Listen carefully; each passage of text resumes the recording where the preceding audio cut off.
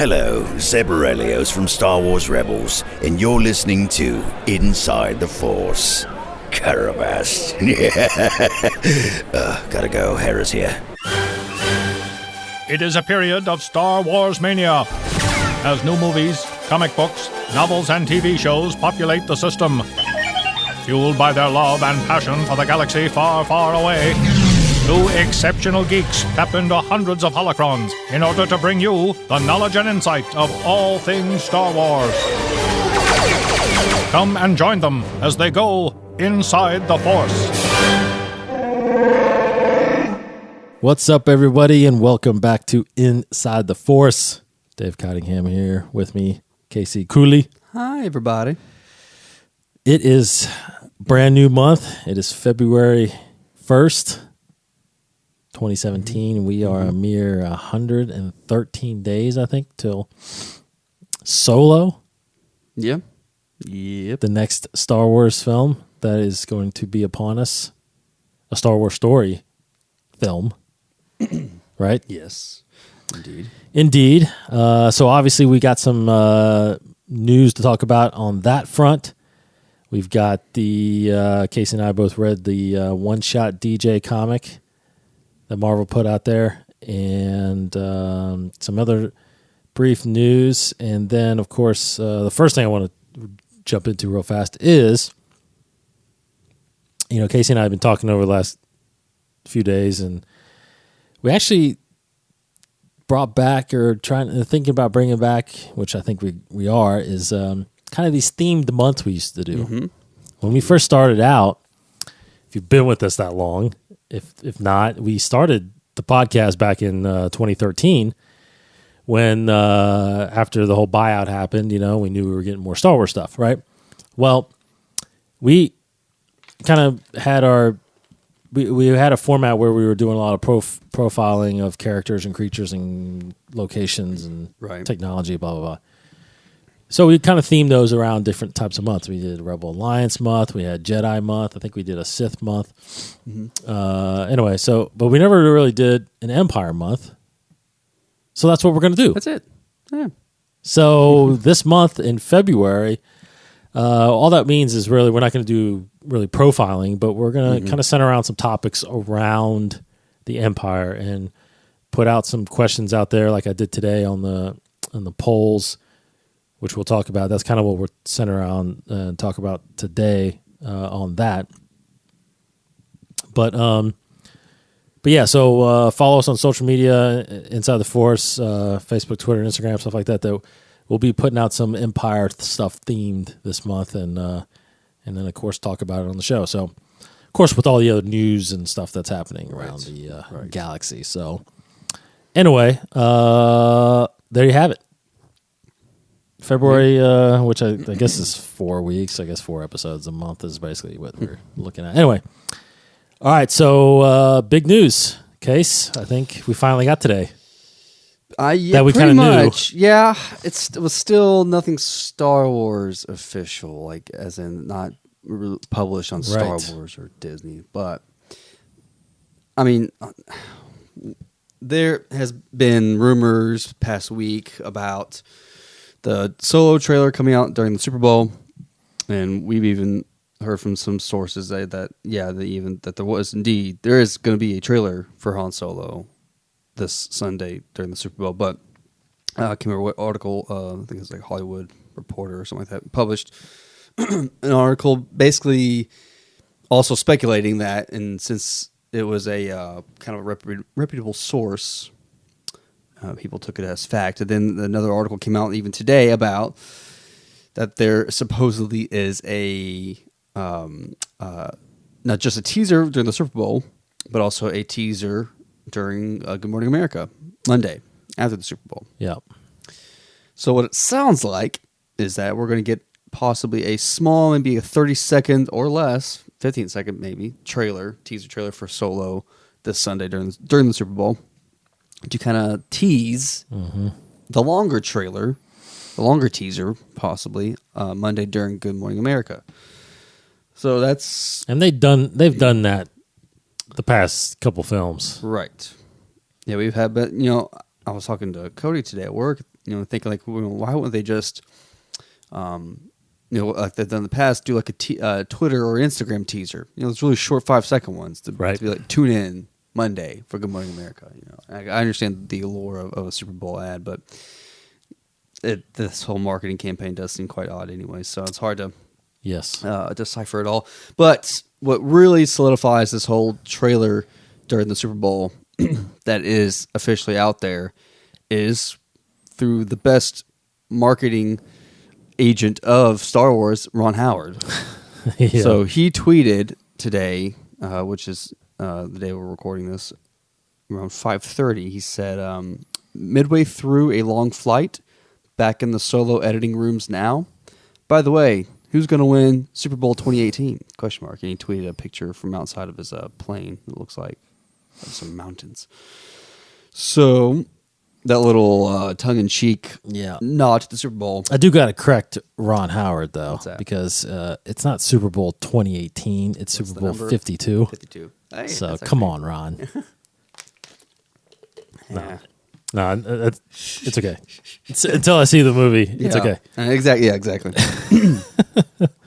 So that basically says without saying, if you're a Star Wars fan, you should watch the Super Bowl Sunday night.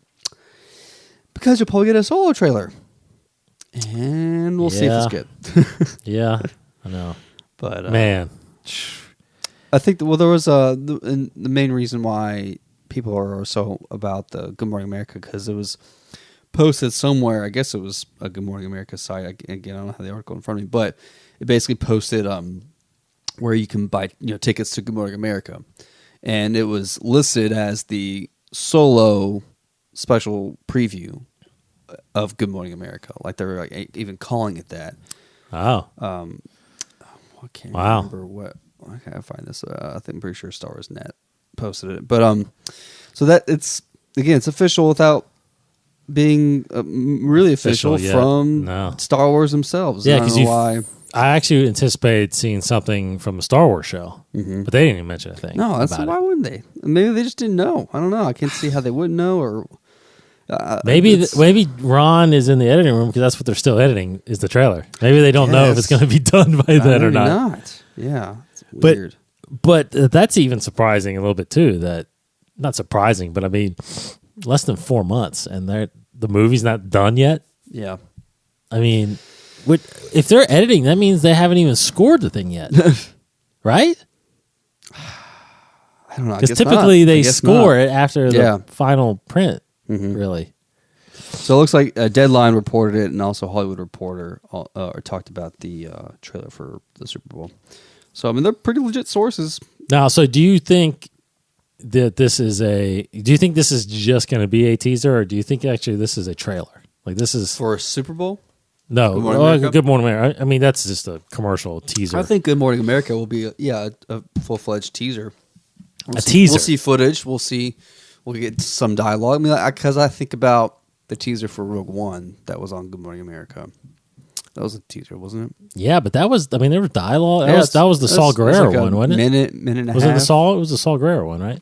What will What you do? become? Yeah. Mhm. Yeah. I mean, that was pretty intense. Yeah. I mean, you think we'll see that much, or you're not? I think so. Really? Mm-hmm. Because I'm a little skeptical. I'm a little thinking. Since we haven't seen anything, I'm a little weary that they're not going to give us that much right away. Like it's going to be like a, like I don't think it's going to be as dramatic as. Do you remember the teaser for episode 2 where it was just Vader breathing and it was like just shots?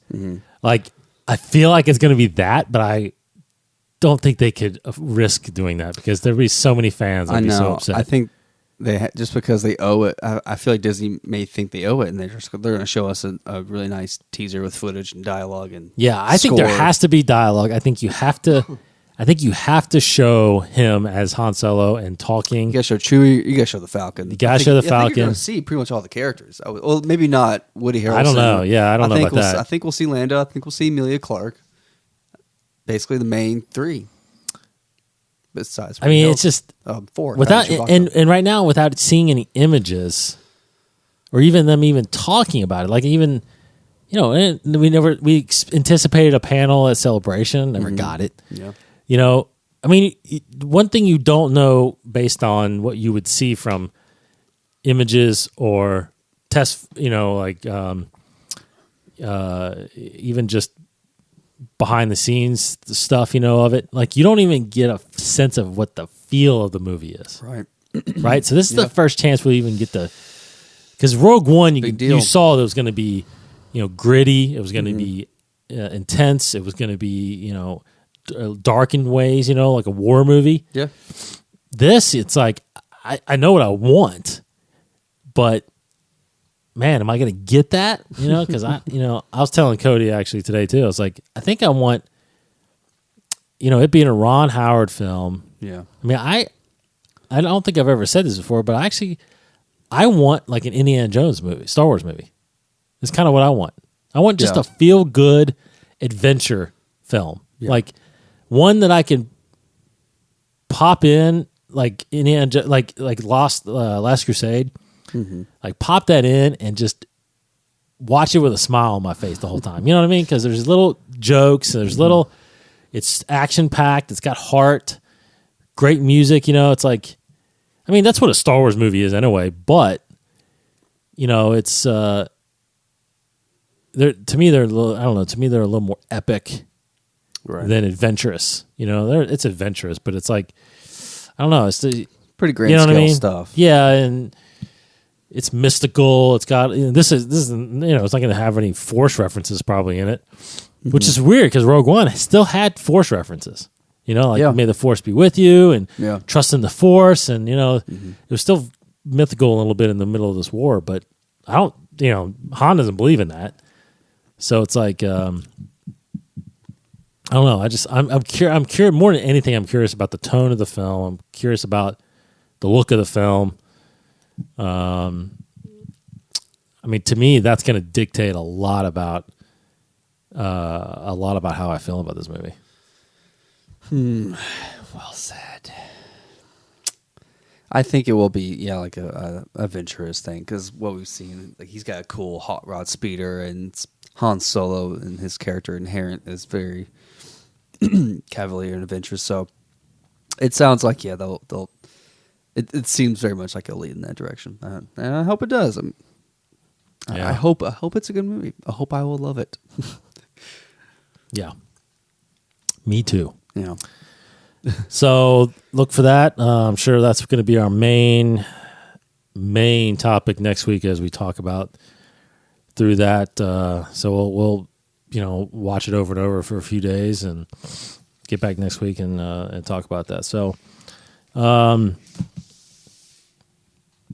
So nothing really else on the Rebels front for the TV except February 19th. The final episodes will start airing. We've only got I think it's 3 or 4 weeks later. After that is the series finale, the 90-minute series finale. Yeah, and it was cool because Filoni tweeted out like the final score just got done. Did you see that? Like, yeah. I mean, man, that's gonna be so good. That's gonna be so good. I think. Might get emotional. We'll see. I mean, I think there's gonna be just. I don't know. It's gonna be just. Well, the one thing I hope. Here's the one thing I hope is that. I hope he truly does wrap the series. Like. There's no questions left. It's like what happened to Ahsoka? Yeah. Or what happened to Kanan? What happened? Like I truly hope that I truly hope the end of the series is an end to that story, which I think it will be because, like he said, going into the season this is Ezra's story. This is Lothal's story. That's why they went back there. And so I truly do think that something will end with Ezra now. We all know for sure, I mean, it's in canon that Hera survives and lives on through Return of the Jedi. The Ghost survives. Yeah. We don't know about anybody else. Hera and Chopper are the only ones we know. Yeah. We don't know about Zeb. We don't know about Sabine. We don't know about Kanan. Don't know about Ezra. So and we know now too, truly, that this isn't going to lead up to Rogue One. There's going to be still a couple year gap, I think, is what it seems like. Because actually, according to that book that you brought over, the Front Lines book, it says in there that Mothma 2 years before Rogue One separated, basically denounced the Galactic Senate and formed her alliance, her own, Well, it's I know what you're talking about. It's the events that we even saw in Rebels, pretty much, where she. Yeah, but that wasn't. She was still secretly involved in the Senate, I think. Well, that was like the big moment where she declared her resistance, her rebellion. Oh, that's right. They're over Dantooine there. That was because that was the season of. That was the end of last season. Yeah, right? That was the season with the Obi-Wan Darth Maul thing, and we saw Luke, and that was 2 years because he was 17. That was 2 years. Okay, so it's 2 years there. So we're close. We're getting there. Yeah, we're actually close. We'll still be some time off from. There has to be some time, pretty sure, because she wouldn't be talking about Jedi's. That's the little stuff that's kind of tough to figure out. Because in Rogue One, she kind of technically acts like that. The only Jedi out there is Obi-Wan. And actually there's two of them that she's been working with. Did you forget about Kit? We just saw them last week. Yes. Did you forget about them? Yeah, no, right? Maybe it's a year or two. I don't know. But he didn't get that. Filoni, that is, didn't get that chance to end, the Clone War, to close out the Clone Wars like he should have. So this is technically his chance to close out almost both those series. Because this, Rogue One Rebels is somewhat a continuation of the Clone Wars series. So, looking forward to that. That's going to be in a mere 18 days. We'll get the premiere back, mid-season premiere of season 4 of Star Wars Rebels on Disney XD. Shifting over to comics now. So we read the DJ comic, the one shot that got released. And I don't know, this was the storyline takes place leading up right to The Last Jedi, and where Finn and Rose find DJ. I'll let you go first. What did you think about this one? I guess I'll just be honest with what I didn't like about it. It was a bit chaotic. It was kind of all over the place. You pretty quickly are thrown into a lot of story, like a lot of backstory, trying to catch you up with this crazy mob stories and connections and investigations. And I get what I feel like I get what they're trying to do. They're trying to make this a very almost like a Snatch type of, or Lock, Stock, and Two Smoking Barrels, if anybody out there has seen those movies. Like very much like a mob story in a comedic way, where all these different characters' stories intertwine with each other in a funny way. It's kind of It tries to be a little goofy in that, but so I get that, and I didn't hate it. It was fine. It was a fine comic. It was just a lot of story packed into actually what was a pretty decent size one shot. It was. Maybe I would have to read it again to really understand everything that was happening. Maybe I just don't read comics slow enough. I feel like I kind of breeze through comics anyways. But it was good. It was okay. It was okay.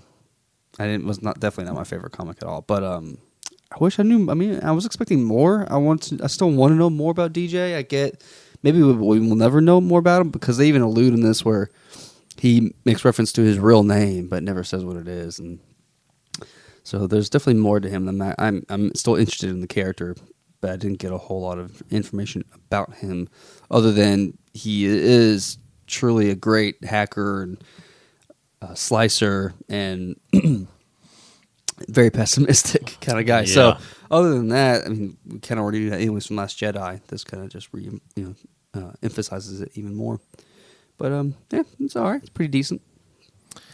Yeah, I'm with you. Wasn't really a huge fan of it.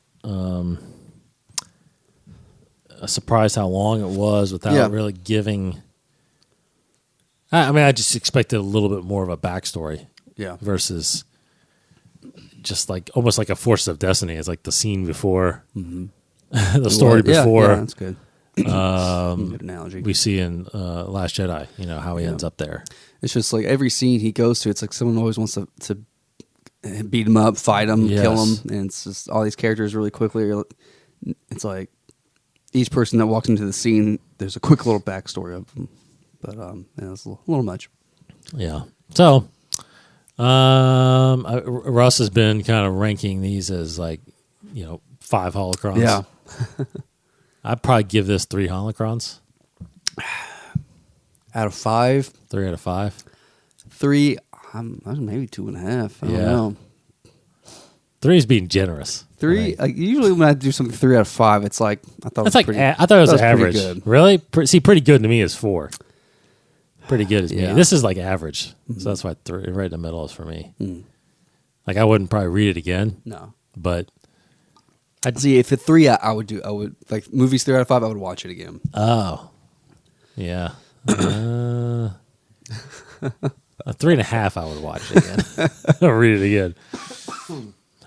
Anyway, and I've kind of, and the other comic stuff, I've kind of, a lot of stuff that's been coming out recently too has been some Forces of Destiny comics and Star Wars Adventures, and they're all truly younger based, and it's a little tough for me to read them. I kind of skimmed through the Hera came out with the Force of Destiny one. The Padme Ahsoka one is it's very similar to the one that it's actually the scene where I can't remember what it was called, but the one where they had that undercover changeling in the show. This is the story kind of leading up to that, and it kind of includes that. There's a little more backstory there. So, and then there's a Rose Page one that I haven't read yet, but I don't know. And I got to get. I think I downloaded Star Wars 42, but I haven't read it yet. So lots of comics, lots of good comics still. Poe Dameron is still running, and Dr. Aphra is still running. The Vader one's coming out. I think next week there's the brand new one. So good stuff there. Not much on the novel side. Again, I'm still creeping through Canto Bight. I'm actually really awaiting The Last Jedi. I am very excited. I'm getting more excited about it. Yeah, because I didn't see it, but there's like a featurette now about the novelization. So it's very exciting. Yeah, I think that's March 3rd is when that hits shelves and audiobooks. So I will get into that. That should hold me over until Thrawn is released, which is in April, I think. Thrawn Alliances, right? Yeah. So can't wait for that either. So I'm gonna get through Canto Bight next month, this month, and then get ready for that one. Now that I'm kind of getting into somewhat of a rhythm and a routine now after having my child born, so I'm trying to catch up with the books. Books, yeah. So like last week, I actually finally got around to Tarkin audiobook, and this week I just finished Lords of the Sith. Oh, and I'm starting Rebel Rising. Rebel Rising. So, but Tarkin was great. I mean, love Tarkin. I've always heard good things about it. And Lords of the Sith, I really liked that too. It was okay. I mean, I had moments up and down about it. I mean, I felt like there were some chapters in there just kind of dragged. There was the weird part with. I pretty much loved all the stuff with Vader and the Emperor. All their stuff sold it for me. Just learning about their relationship and literally their friendship. But it got weird with when they're in the jungle and all these creatures are going after them when they're fighting bugs and queens and Ness and Horde. As well as the Twi'leks, right? That's they came the main battle. Cham was always a cool character, and the other Imperials, Belcor, that was a cool story. I enjoyed that, but I feel like Star Wars has to have their big creature moment, the big monster moment or whatever. But in this book, there is Vader and Emperor and some guards fighting an onslaught of these Ryloth creatures in the jungle. So it got a little strange, but it was still cool. If I remember correctly, because I did that book a while ago, but if I remember correctly, there were a lot of times where he brought up him struggling with Vader. Yes, he had a lot of memories. Yes, he was having a lot of lapses or. Think about Padme and stuff like that, trigger. right? Yeah, things would just trigger his old life, memories of his old life, and he'd talk about it, and he would tell the Emperor they're just flashes of my old life, nothing more. It just fuels my anger about how much I hate it. but in the end, spoilers don't. But I mean, because it's been out a while, but in the end, I mean, this whole thing was truly like a test. Yeah, that the Emperor was pretty much. Yeah. The whole time leading up to it, so I thought, how are they going to explain, the Emperor coming out of his shell? Because the whole time it's all these books that we've read and comics and everything, it's the Emperor is very secluded. He never comes out. He's shrouded in mystery, where it's this story, he's just most people don't even know he has powers. No, and in this book especially, he says Vader, the Emperor's I can't use my force powers in front of so many witnesses, so Vader, you have to do this. But the Emperor is very much Vader, me and you, we're gonna go down the Ryloth and try to root out this this little resistance group, and we're gonna do it. We're just gonna do this. But it ends up becoming the Emperor foresaw all of this, I guess, and it's just no, this all happened according to plan at the end of the book. It's I knew that was gonna happen. I know. What'd you learn, Vader? Okay, good. Let's move on. Let's go. Yeah, let's move on to other things. That's what. But it was cool because this book, and the reason I read Tarkin because it's one of the first books that came out, and I just finally I've got to get to Tarkin because I've been so long trying to get there. But after I read Tarkin, I was such on an Imperial kick, and Vader was in that a lot more than I thought, and the Emperor's in that more than I thought in Tarkin. So I was wow, I want to keep reading this. So that's why I went to Lords of the Sith. But it talked a lot about kind of the Emperor's goals. Tarkin did this a lot, where he had a lot of scenes with the Emperor in the Jedi Temple, which is now basically his headquarters. Yes. But below it, which is the Sith Temple, yep.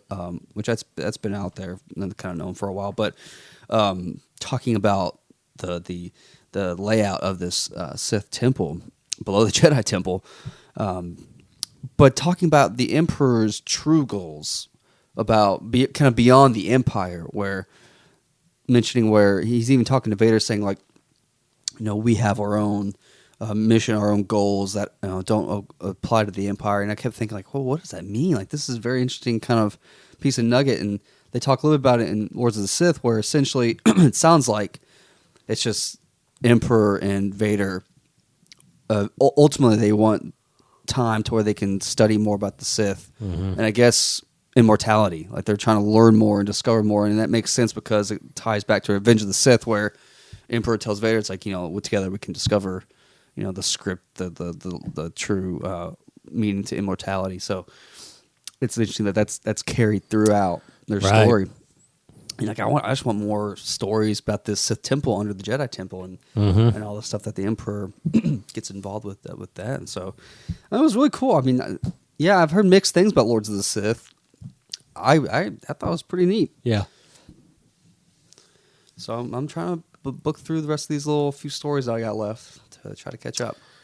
Yeah, I've been thinking about which ones I wanted to go back and read or listen to at some point. I definitely, to be honest, after now, going through Battlefront 2 and reading all these other stories about it, I actually want to go back and do the Aftermath trilogy again because I want to really know more about that whole lead up to the Battle of Jakku and Operation Cinder. Operation Cinder. Refresh my mind about that too. Gallius Rax. I mean, he's popping up a little bit more. I mean, he popped up a little bit there in that book on the front lines. So, but now that I've seen Battlefront, seen more of the Battle of Jakku, and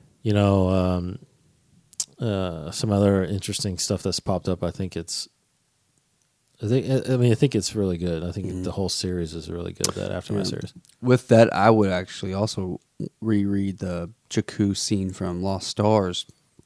Yep, because there was a lot of that in there.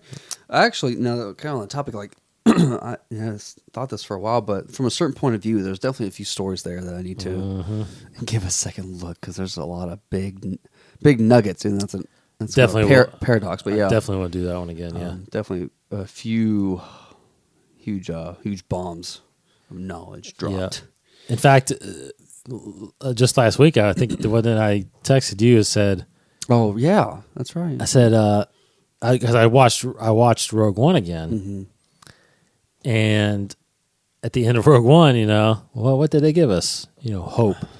They speed off in light speed, and I'm thinking, wait a minute. And I actually, right after I popped in, or I switched over to A New Hope, just to kind of get the feeling of going into the next movie. And then, of course, they're fighting over Tatooine. They're chasing. I'm thinking, like, wait a minute. How did they know where they went? Yeah, how do they track them? How did they track? Yeah, because it's a big deal now. At this time, there's no hyperspace tracking. Yeah, it's such a huge deal that there's no hyperspace tracking because that there is in Last Jedi. I think you mentioned this on the show before, but in Rogue One, when she's looking for the plans, the first thing she says is hyperspace tracking. Right, she's going through the different projects. Projects there, Scarif. Which was a great hint. I mean, she said it right there, hyperspace tracking, So that didn't exist then. And so I was like, so I texted you, I said, how does Vader know where they went from Scarif? Because I was like, how could they track them? So anyway, read the first story in a certain point of view again, because I was like, you know what, I think it's in there somewhere. And I went back and read it, and the first story is called Ramus because it's Ramus and Tilly's, and it's his point of view. It's basically that book starts with him handing the plans, and they zoom into hyperspace. Yeah. So they explain. The whole story is explained in there of why they were on Scarif, or why they were attached to Admiral Raddus's ship. Basically, they're damaged. They couldn't get to Tatooine on their own, and so when they hyperspace, is actually they were leaking something. It's like they're leaking like an oil, but it's not oil. It's more like a whatever radioactive material that makes up a hyperdrive, and that is trackable. Yeah, you can follow the trail. Exactly. Yeah.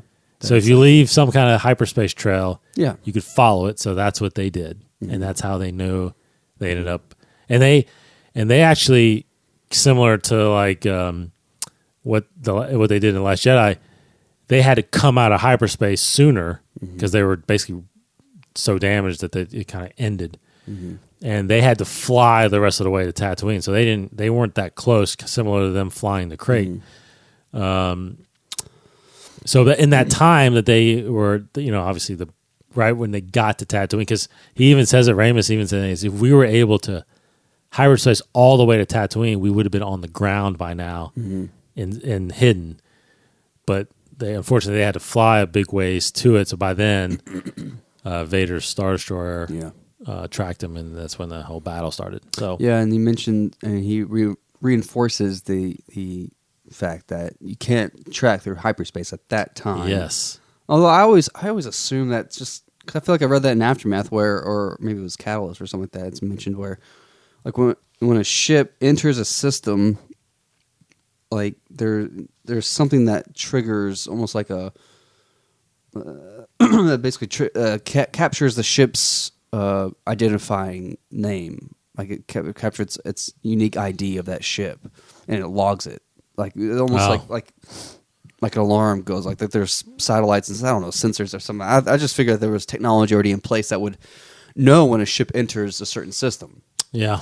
like a security system for a system. Well- which is redundant, but I mean, I guess when you get close to something that's scanning for yeah, it. exactly. Like when You have a ship the Falcon is approaching Bespin. The Cloud City car is approaching. It's like, how do they know? Well, they knew when he entered their atmosphere. So like I figured something like that happens when you enter a system that is being patrolled and monitored by the Empire. That's true. It's like, oh, our scanners just went off. The ship just entered. They're our here. System. Yeah, Yeah. So we just our So you're saying that's what you thought? I thought, yeah. Oh. It's like Vader was told, like, our sensors in the Tatooine system, whatever the system that is, Just picked up the ship with the Yeah. markings, yeah. So I thought that was it. But otherwise, I told you in the text, like, there's such a big deal based off The Last Jedi of, like, they introduced this whole new idea of hyperspace tracking that's never been there before, and this is a big deal, and I don't like it. Where, like, now they have to justify it's like, actually, we laid the groundwork in Rogue One, so that Yes. justifies it, which is fine and cool. That's why I love how I mean, and everything technically connects. they could have explained it. I mean, they actually figured out how to track hyperspace, but it's like they could have simply gave that ship that same kind of leak, Yeah. and they caused it to Or just put a something. tracking beacon Or somehow put a tracking on the device on it, ship, yeah. 'cause that helps. they're everything. tracking us. Yeah. That's what Leia said, right? Yeah. That's what they did. And they did the same thing on no, let's say on Bespin, they just disabled the hyperdrive. Mm-hmm. Which that's funny too, because I read something like, what did I read? Yeah, I read someone saying like, oh, it was the plot holes thing. Did you see the plot? I didn't read all of that. Oh yeah, one of the plot hole thing was like, why would you disable the hyperdrive? Just- Why wouldn't you just destroy the ship? Yeah. Yeah. It's like totally true. I think Papa Well- makes the point of like the Empire Strikes Back actually has some really big plot holes. Even though it's considered the best movie, it has like huge plot holes. Yeah, I guess. I don't know. Doesn't matter, people. Doesn't matter. Just enjoy the movie. Anyway, good novels out there. Go read them. Another quick news thing I wanted to mention that was mentioned in the Star Wars show this week. The VR experience, Empire, Secrets of the Empire, is featured on that show, and it is now open to the public in 3 areas: one in Disneyland, one in Disney Springs in Orlando, which is not one of the parks. It's actually the Disney. It's actually a kind of shopping area, and then I think in Japan Disneyland is Secrets of the Empire. So this is where you. And I looked it up. It's only $30 for 30 minutes, and you get the full, VR gear. You walk in this room. It looks like, if you watched it, it looked. Did you see it? Mm-mm. Oh, Some of it. if you watch it, it literally looks like, like a laser tag room. Yeah. And but there's like walls everywhere, and you literally move around in this space in VR. And you're these rebels. You're rebels disguised in stormtrooper outfits, I think, and you're on Mustafar. And there's apparently I found out on this, I didn't know. So the original story, so you actually follow, you make choices, but ultimately there's one storyline, very similar to, I guess kind of similar to Battlefront, even though Battlefront you don't really have choices. But apparently you can make some choices and do some things, but it ended up being the same storyline. Well, the main story was written by David S. Goyer, which is, people know, he's a huge film writer, comic book writer. He wrote helped write in the Nolan trilogy, I think, didn't he? Yeah. Yeah. And Batman, Superman, and Man of Steel. So big fanboy. Anyway, he wrote the main story to this. So and it revolves around, if you watch the trailer, it revolves around a kind of I don't know what the time frame. It feels like the time frame is before the Battle of Yavin, but it introduces kind of unbelievably. It introduces kind of a prototype lightsaber that the Empire is trying to weaponize or something like that. As Mothma kind of mentions it, like if the Empire gets their hands on this, it could be the end of us or something like that. So I guess you're supposed to go in there and try to steal it, I think, or something like that. So, but it looks incredible, and I'm already we're starting to plan our Disney trip this year. So I'll go back in October, and I will spend some time there, I'm sure. Well, Yeah, I might be actually doing a vacation to a beach in Florida. I might have to take the trip to Disney Springs. Yeah. That's downtown Disney, right? It's downtown Disney. They changed the name, right? Yeah, they changed Because the there name. used to be, I don't know if you know if it's still there, but there used to be a big building downtown Disney called it was Disney Quest. All arcade games, like floors and rooms, huge I don't know. huge space of arcade I haven't games. seen that.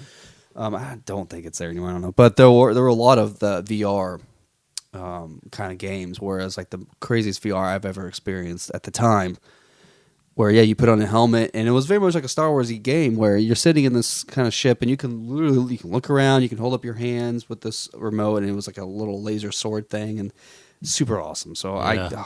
I'm so excited for this. Secrets of the Empire. Secrets of the Empire. Yep. I'm gonna do that. Going to do that. Yep, you can do it now. It's there. $30, 30 minutes. Go Cool. check it out. Okay, so as we get into our final topic here, that's a lot to digest there, but I wanted to kind of just throw out, since we're Empire Month now, I wanted to throw out a discussion about the Twitter poll that I put out there today, which we got some early voting going on it. But the question was, because I don't know if we've ever talked about this. If we were around, or if you were around, during the Galactic Civil War, so, episodes 4, 5, and 6, which side would you have joined? The Empire, the Alliance, or actually neither, or you're staying neutral? Now, right now, I will tell you that 58% of the voters have chosen the Rebel Alliance, as opposed to 33% of the Galactic Empire, as opposed to 9% has chosen neutral. Okay, so, Casey, which side would you have joined? It's so conditional because it's like, odds are I probably would have been neutral because. So here's the thing. Let's put an age to this, right? Yeah. So because I think that really determines a lot. So let's say we're both, let's just say we're both teenagers. The classic Star Wars age. Yes, and you have, you have that choice 19. where you could go, basically go with the government or go with rebels fighting against what is to them perceived as a tyranny, of the government. So,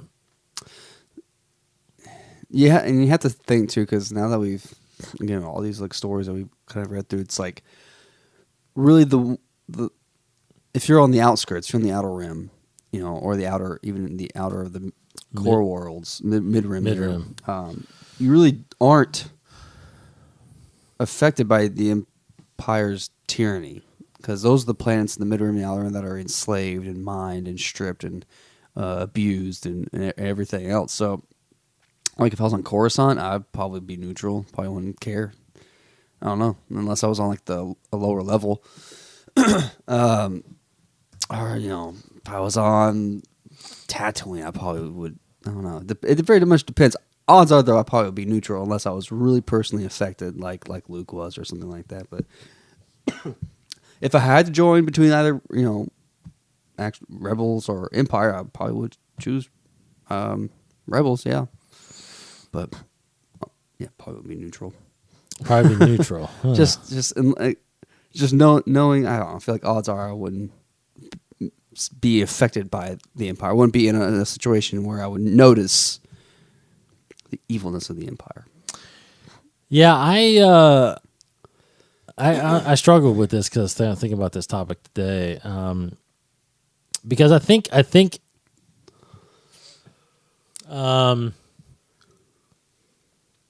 either way, it's unless you were around the Jedi, obviously like a Bail Organa or eventually a Mon Mothma or something like that. Unless you're around that, I feel like there's nothing to convince you that that they were actually the good guys, because when the whole Episode 3 thing happened in Order 66, it was like the Emperor, made the entire galaxy believe that the Jedi were evil and taking over, and they were traitors. And what would have given you any inclination that wasn't true? Mm-hmm. The government is telling me that they were evil, and now what he has established is going to make us safe. Mm-hmm. I don't know if I would have, I would have went with it. Unless I knew the truth from a Jedi, mm-hmm. I wouldn't have known any other way, and I would have eventually, if I wanted to be probably not a soldier, but if I wanted to be a pilot, or if mm-hmm. I wanted, similar to I think what we're going to see in Han Solo's story, because originally in the books he just wanted to be a pilot, so he joined the Imperial Navy, and I agree with you in a sense that I don't know if I would have taken arms against the rebellion necessarily, but I would have been on the side of the Empire, I think. Well, you've been like, well, why would the Empire? Empire's not bad. How are they bad? Yeah. Because you think if you were in that time where you remember the Republic, like you knew the political environment at the time, it's like, gosh, like nothing was done. The Senate just fights all the time. And, the only reason why we won the war is because we finally got this army and took action. And now it's like, now the Jedi, it's like all this there's still corruption. So then finally the Chancellor makes an executive decision. It's like, this is now going to be an empire. Like the only way that there'll be no corruption is if I am the ultimate leader, if I'm the emperor, and this is an empire. And the Senate just is dissolved, even though most of the time there still was a Senate, but during this Civil War, but still just like finally there's, stuff's going to happen. Like there's more of a stronger leader. There's an army now. There's a big military might. There's order now, I'm especially for those in the core worlds. Again, it's like you don't know at all what's happened in the outer rim. That's right. It's a galaxy that you would never know unless you went out there or heard, like, maybe from someone who was out there, like, what's happening in the outer rim. So it's like I'm in the core worlds. Even if you're on Naboo or whatever, it's like this is fine. This is good. There's no crime here. There's nothing to worry about, and this happened because of the Empire. So yeah, Empire's cool. Finally. And then I hear tales of this rebellion, fighting back and killing all of the stormtroopers and all this stuff. It's like, then I would probably think, wow, the rebels are terrorists. These are the bad guys. So of course, maybe I would, then maybe I would join the army to fight the bad guys. Yes. So it's like, maybe I should do this. Feel a sense of duty to my government.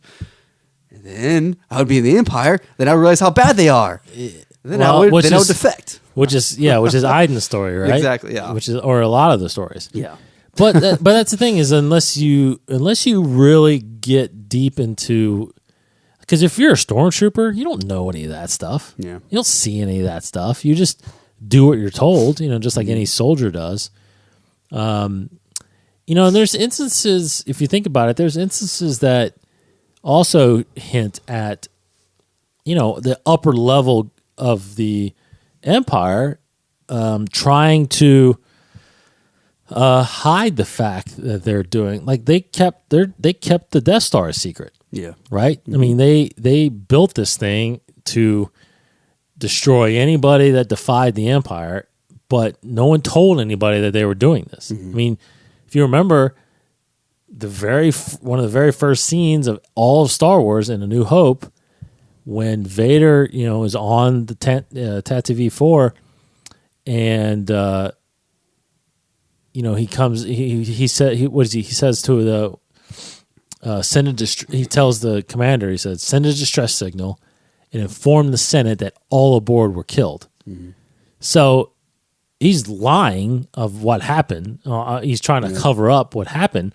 In Rogue One, they covered up the destruction of Jedha. Exactly. Mining. Yes, I was about to say, because when Krennic goes and tells Vader, he's like, "What do you think? I'm supposed to be impressed by you? Not what you've done has caused, you're causing something. You're letting the secret out that we're trying to keep under wraps. You know, so yes, you destroyed Jeddah, but we're telling everybody it was a mining explosion, right? So, you know, they're still 19 years after the formation. They're still trying to come off as, you know, this great government system that's protecting you, but in the end, they're obviously evil, and they're trying to, they're using tactics where they're not forcefully showing it, right? I mean, Vader, you know, even around that time, still people didn't really know who Vader was. You know, they were like, and it was a myth too. It's like, oh, this is this mechanical guy walking around with the Emperor, but they didn't know he had powers, or you know, they didn't really know anything. Thought he was a robot, right? So, of course, if I'm just a citizen on Coruscant or anywhere, it's like I don't know any of that. All I know is that there's more security walking around, and you know, the Senate is, you know, under control by my leader, the Emperor, and then eventually he dissolves it anyway. You know, and everybody's probably happy about that. You know, like, oh gosh, now we're getting decisions are going to be made faster now. You know, and if you look back at Tarkin and Tag and Mahdi and Yularen being a part of the Clone Wars and the Old Republic, I mean, these guys truly believe this is best for the galaxy. Yeah, and Tarkin is kind of an exception because after reading his book, he is just a bad guy. He's evil. He is. Like he's the level of Vader without the Force powers, basically, and Emperor kind of has been keeping him under his eye, under his wing, even before the Clone Wars happened. So he's one of those guys that is wise to the act. Like, really, we're just gonna, you know, enforce our rule. Doesn't matter what they say or what they do, regardless of what everybody, you know, you can justify it if you want, but this is just how we want to do it. But there are a lot of Imperials out there who, like Iden was at first. It's like, no, this is the way to do it, and this is the best way for peace. But yeah. So I think I would be. Yeah, I would probably be. I'd probably be rooting for the Empire, I guess. I mean, because I mean, if you think about it, it's funny because we were joking around it again. I mean, and it's in that absolutely everything book. But you know, I mean, just think about. Now, granted, Alderaan gets destroyed, and that would shake some people's confidence, as it did with, what's his name, Thane in Lost Stars. Was it Thane? Yeah. So, you know, he's another one that kind of defected because Alderaan was just crossing the line. I mean, those are innocent people. But I don't think they tried to cover that up. I think everybody knew that all of a sudden the Death Star's out there. And, but, you know, it probably was justified. They tried to justify it in a sense that Alderaan had traitors on it. Bail Organa was a traitor and all this stuff and blah, blah, blah. But, you know, you get beyond that with the soldiers that, you know, believed that. But if you're innocent person, again, if we're just living on Coruscant and you hear about the Emperor or the Death Star destroying a planet that housed possibly some rebels, I mean, aren't you almost glad? And then the flip side of that, you hear about these rebels that are, in your mind, are terrorists, right? All of a sudden you hear about this pilot that destroys the Death Star that has millions of people on it. So it's basically the same thing as Alderaan, right? So, I mean, Luke Skywalker, you could think is like the ultimate terrorist, right? I mean, he's responsible for millions of deaths. And we joked around about it because I think it was, I mean, it's always been joked around with like Kevin Smith and Robot Chicken and stuff like that. But like, I mean, there's like, it's not just Empire people on there. There's like sanitary people. Yeah. You know, plumbers and electricians that are just fixing something on the Death Star that day. Yeah. You know, I mean, that's actually interesting stories. Yeah. People that are leave to go. And I think that's actually in a certain point of view. I think there is a certain point of view story in there where some kind of worker goes to the Death Star that day or something like that. I think there is, but I mean, like, was there a field trip from some local? Yeah, maybe Imperial school? there might have been some kids on the Death Star getting a tour. I mean, I don't know. It's amazing that you just don't think about that. How many people are on that thing when Luke destroys it? And then people don't even know like what's going on out there. Like, they don't know that they're attacking a planet. They don't know that they're being attacked. Right. They're just minding their own business, and suddenly they're dead. I know.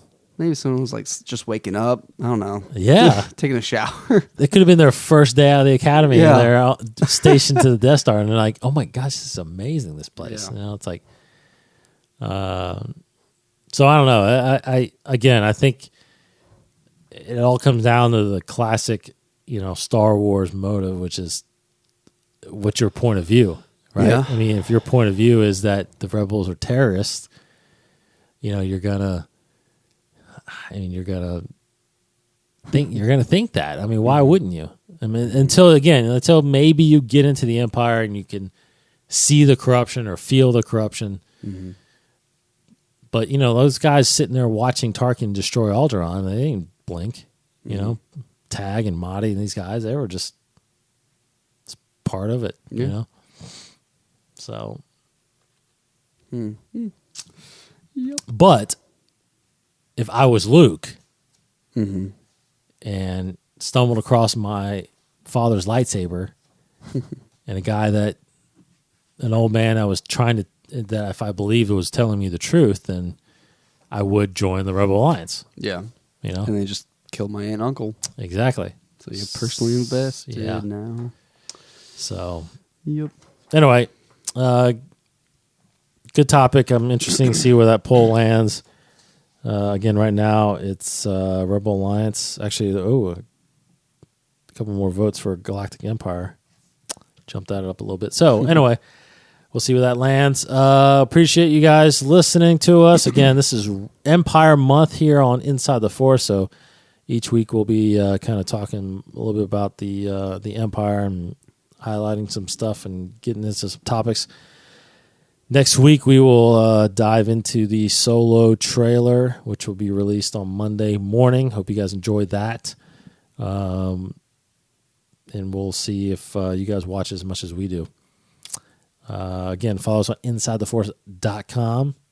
You get all the episodes there, as well as follow us on iTunes and Stitcher Radio, TuneIn Radio, Google Play, and our social media, Facebook, Twitter, Instagram is all Inside the Force. Casey over there is at Kryptonian1138. I am D. Cottingham21. Hope everybody has a good weekend. And we'll be back next week for Casey Cooley. You're far too trusting. Dantooine is too remote to make an effective demonstration. But don't worry. We will deal with your rebel friends soon enough. That's good. A little accent. Tarkin. Governor Tarkin. Governor Tarkin.